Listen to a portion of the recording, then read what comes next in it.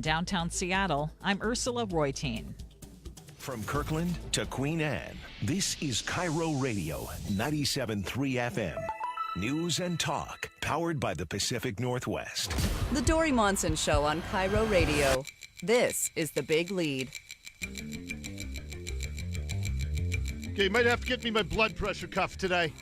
Why is that? I might be ready to pop. You're just starting. I might be ready to pop. Just turn on the mic. I have comments on pretty much every one of your news stories. I can't say that I crafted my newscast that way. No, but I would argue, you said in spite of how much we're spending on homelessness, more people are dying than ever. It's been my argument that because of how much we're spending, we're attracting more homeless to this region, and the reason we have more deaths is because of how much we're spending on that. And then we got the straw ban, statewide straw ban that this Bellevue, a state legislator? Uh-huh. Okay. Do you remember the story that I had a few months ago about where all of this, because I heard the soundbite you had with her, and she said, these straws are polluting all of our rivers. Mm-hmm. Do you remember the story that I had a few months ago about where all that information came from? Vaguely, but remind me. All the data that is being cited by these politicians who want straw bans came from a 10-year-old child's school report 10 years ago. And then some celebrities made a video that repeated his number, and I had a great piece from John Stossel. Because CNN interviewed this 10-year-old boy. This is 10 years ago, and this is the data that all these politicians are using for a straw ban. Confirm the exact number of straws used annually, but it's easily in the billions. And he says, get this, 500 million straws are used in the U.S. every day, an average of 1.6 straws per person. And most straws are not biodegradable. When they go to the dump, they stay there. These facts encourage 10-year-old Milo Kress to go on a one-man crusade to press restaurants to do one simple thing to help the environment. Only give customers a straw if they ask for one. Okay, and the kid was adorable, but it was a 10-year-old school report, and it had absolutely no statistical validity whatsoever. He made up this, he didn't make it up, but he extrapolated from one phone call that he made, which, 10-year-old school report, good for him. But the fact that that has become the baseline for politicians saying we're going to ban straws, does this Bellevue politician, does she know that the source for the data that she's giving out was a 10-year-old's school kid in Vermont report from 2011? It's unbelievable to me. Well, she's not the only one who's using that statistic. Everybody does. Yeah, because I'm looking at all these stories now. I'm looking at USA Today. I'm looking at some plastics or anti-plastics coalition. Oh, yeah. No, it's all based on a 2011 school report by a 10-year-old child. And when people who are much more data specified have looked into it, they know that the number is just wildly exaggerated. So you got that. So there's if you look at plastic in general, but to make it about plastic straws, then even plastic in general.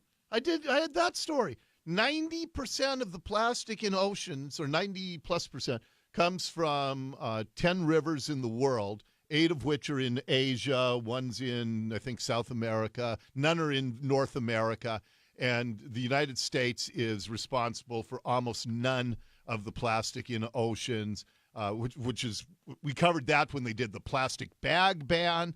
It's just all this feel-good nonsense. We'll do things that make us feel good, even if they don't actually result in doing good. Meanwhile, I think Nicole is collecting plastic straws now to make sure she doesn't run out. Yes. I do. I hoard them in my car now. Every time I go to Starbucks, I get 3, just in case. I have a huge area in my garage just filled with Albertsons plastic bags because my dopey city is banning plastic bags starting next week. So, man. I haven't even gotten to the show yet. This is all just based on your newscast. But I have a bit of a rant to start the show as well. The Big Lead, top trending. Now, I haven't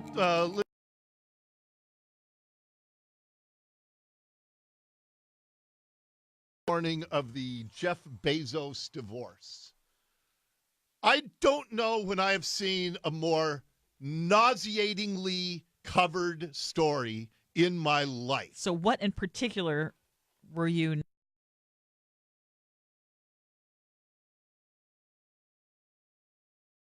Prenup. Is she going to get half? I think I've used a couple of those lines. Okay, I'm sorry if you have. But... Oh, I didn't say, is she going to get half? Because with Washington being a community state, property state. Yeah. So she probably will get half. Yeah. And then seeing this network stuff. How hypocritical, though. Okay, what's your issue with it? Okay, so they split it 50-50. They're each worth $70 billion. They split it 80-20. He gets 110, she gets $40 billion. They're going to both be among the richest people on the planet, regardless of how it's split up. And to me, this is just me. There are 4 children involved here. There are 4 children, 13, what are they, 13 to 17, 13 to 18. 3 that they had together and 1 little girl that they adopted from China. But he is the richest man in the world. He's a very public figure. You don't think it's worthy of mentioning? He's going to be the richest man in the world. This hasn't stopped you any other time. Why Jeff Bezos suddenly have an issue? Because first of all, I don't know why people get divorced. Thankfully, I've never been a position to contemplate. Okay, speaking, you're a numbers guy. You know the statistics. I know. It's horrible. Yeah, although the 50% stat is also made up by the media, that 50% of marriages end in divorce. But that's a whole other story. But frankly, I don't know why they're getting a divorce. It's none of my business. I don't really care. I don't care if he has $70 billion or $110 billion after this process. But there are 4 children involved here. And it just seems so crass to me that, first of all, it's, I've heard everybody talk about that Chinese girl they adopted. What, the luckiest Chinese adoptee ever. I've never even... I've heard when they first adopted her, there was all kinds of talk to be adopted by the world's richest man. And I think it'd be better to have, both a mom and a dad than to have all the money in the world. So are you suggesting you would just ignore the story? I mean, we're reporting that there are 4 children. It's a very amicable sounding divorce. I think it's very newsworthy because he's the world's richest man. But the fact that all the talk was about how they're going to split their money, who cares? They're both going to be.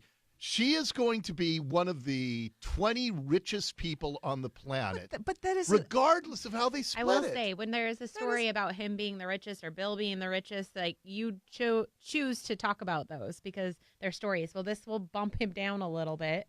But because he's made $12 billion this year in the first 9 days of this year, he's still in the top 5. He lost $30 billion in December.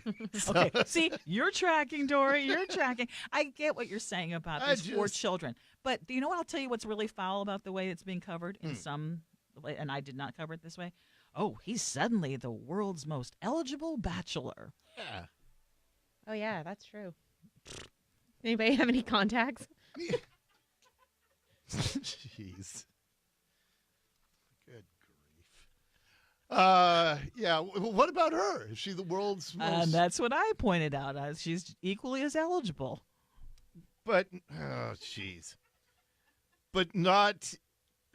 I don't even have time to get into this. I've got so many other things I have to talk about. But look, let me put it this way. He is... Do you think he's going to end up with a 30-year-old supermodel now? I have no idea. Because she's not going to end up with a 30-year-old male supermodel. Why not? Why not? Because it's not the way it works. Oh, it's not the way it works. Have you? Okay, never mind. I'm about to say this something is that I will regret. I agree. Now. I agree. It's about the children. That's my bottom line here. Okay, let's move on. Next up in the big lead. The Big Lead. Top story. What about the children? So last night, Donald Trump made his Oval Office address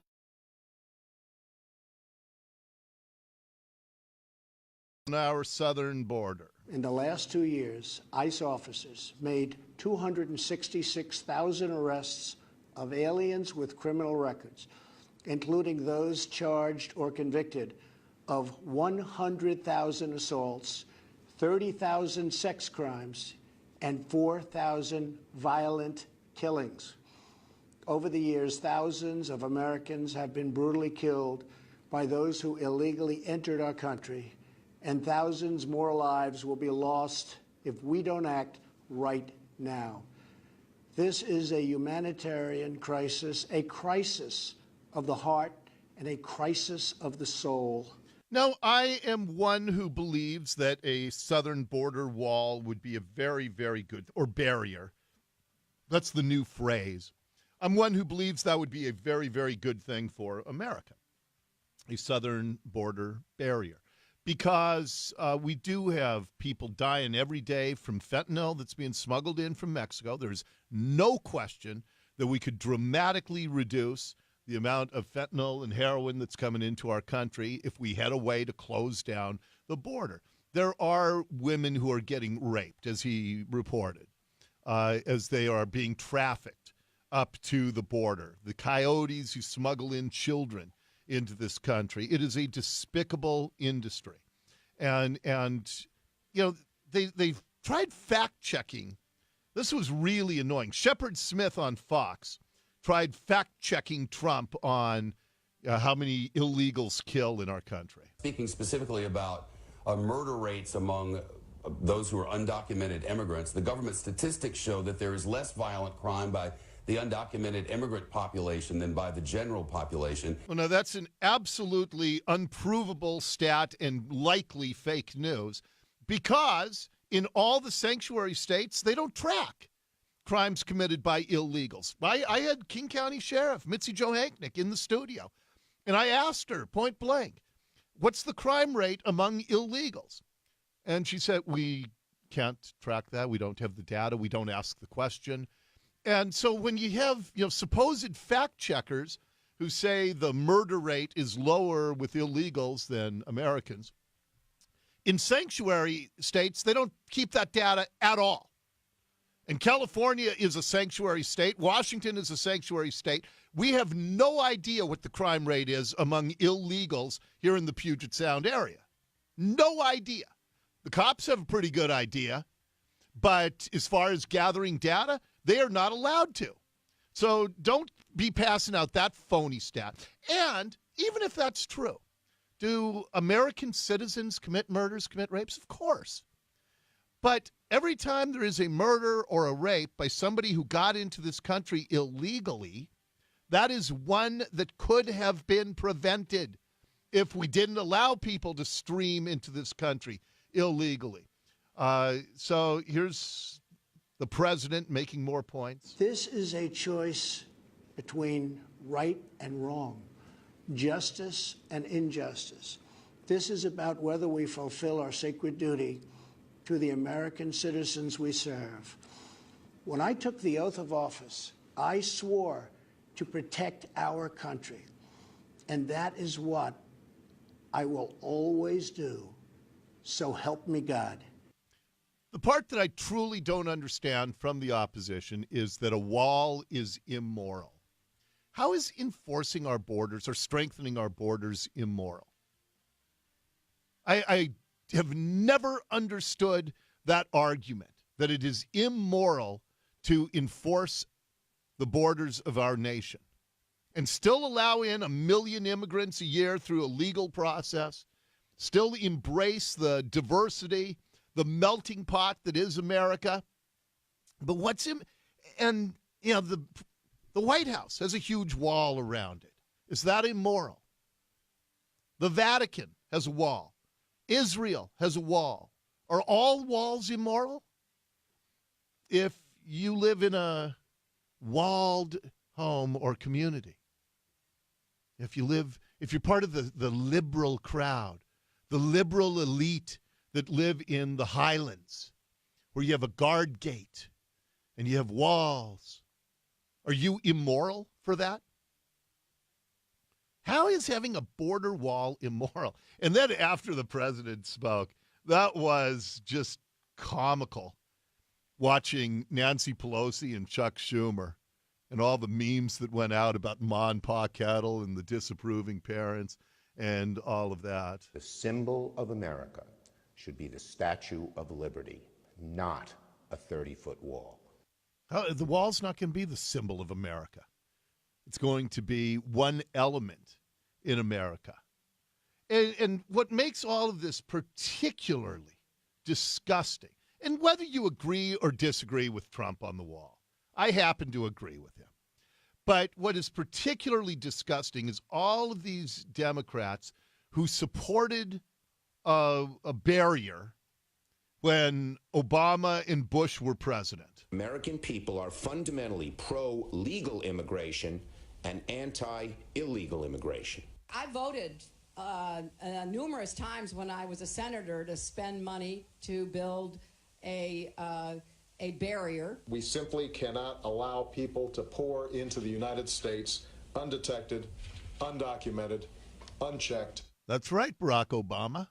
You're right. You were right about that. And this is what I find so particularly disgusting and reprehensible. These people, Chuck Schumer, Hillary Clinton, Barack Obama, they supported a barrier when they had love of country above all else. Now they oppose a barrier because their hatred of Trump trumps their love of America.